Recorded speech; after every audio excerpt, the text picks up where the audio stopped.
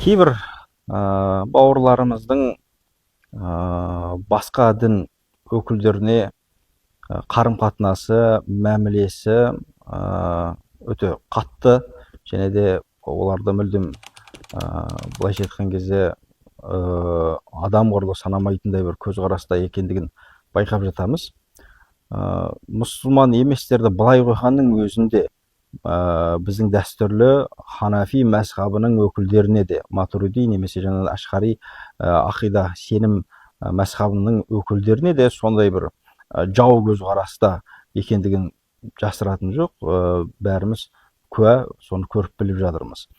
Бұл неден болады? Бұл да тағы да айтқанымыздай дінді дұрыс түсінбеушілігінен. Жалпы пайғамбарымыздың өмір тарихына назар салсаңыз, бұндай мысалдар көп. Пайғамбарымыздың жаңағыдай яһудидің дүниеден озған яһудидің жаназасына мәйітті алып кетіп бара жатқан кезде қабіріне орнынан тұрып құрмет көрсетуі. Сол кездегі сахабалар неге орныңыздан тұрасыз дегенде, бұл да бір Алланың пендесі ғой, құрмет көрсетілу керек деп айтқан сөзінен ақ біз басқа дін өкілдеріне қарым-қатынасы, яғни мұсылмандардың мәмілесі қалай болу керек екенін білеміз. Одан бөлек жаңағыдай басқа дін өкілі яһудидің баласы ауырып қалған кезде де сол балаға барып жағдайын сұрап халін білуі де пайғамбарымыздың баршамызға үлгі өнеге десек болады. Сол үшін айтарымыз, пайғамбарымыздың хадисінде мұсылман кім дегенде, мұсылман ол қолымен де тілімен де өзгеге зияны тимейді. Яғни өзге мұсылманға деп келмейді хадисте, өзгеге, яғни басқа біреуге. Ол мейлі жаңағыдай басқа дін өкілі болсын, басқа адам болсын, тіпті басқа жаратылыстардың өзіне зиян тигізбе, бұл біздің міндетіміз, яғни мұсылмандығымыз.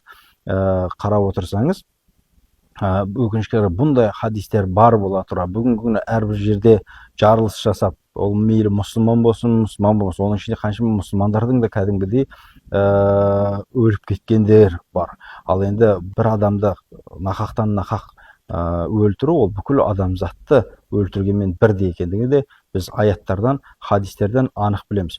Сол үшін де жалпы бұлардың барлығының бұндай көзқараста, бұндай мәміледе болуы, бағана айтқанымыздай, діннің негізгі мәнін, маңызын түсінбегендіктен. Тіпті пайғамбарымыз айтады емес пе, сондай бір кісі, бір сахаба келіп, бір адамды танимын, көршім, құлшылығы өте көп, оразасы көп, құлшылығы көп, бірақ көршісіне зияны тиіп жатыр дегенде, ол тозақтық дейді.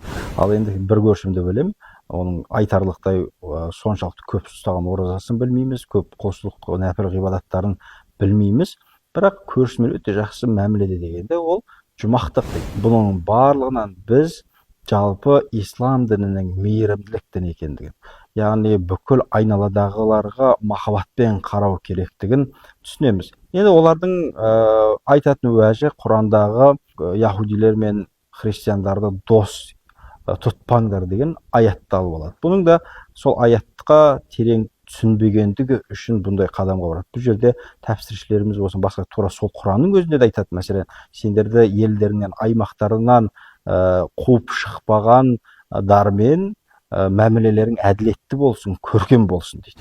Ал бұл жердегі айтып отырған дос тұтпаңдар, дос қылмаңдар деген мәселе, оның яғни діни наным сеніміне қатысты мәселе. Яғни оның діни наным сенімін өзіңе алмау мәселелер екендігін ғалымдарымыз айтады. Бұдан бөлек те мысал келтіретін болсақ, дін исламда тіпті өзге дін өкілдерімен белгілі бір неке мәселесінде немесе азығын жеу мәселелері де бұл рұқсат етілген. Сондықтан да дін ислам бұл өзге дін өкілдеріне өте жақсы қарым-қатынасы, тіпті зіммиге, яғни өзінің қол астындағы адамдарға қамқор болуға. Пайғамбарымыздың хадисі бар, мәселен, кімде-кім қол астындағы өзге дін өкілдеріне кәдімгідей зардабын тигізетін болса, зиян шектіретін болса, ол менің жауым болады деп анықтан анық айтқан хадистерін білеміз. Бұлардың барлығын ескерген кезде біз ислам дінінің расымен де бейбіт бір дін екендігін, халыққа тек қана бейбітшілік қалайтындығын айқыннан айқын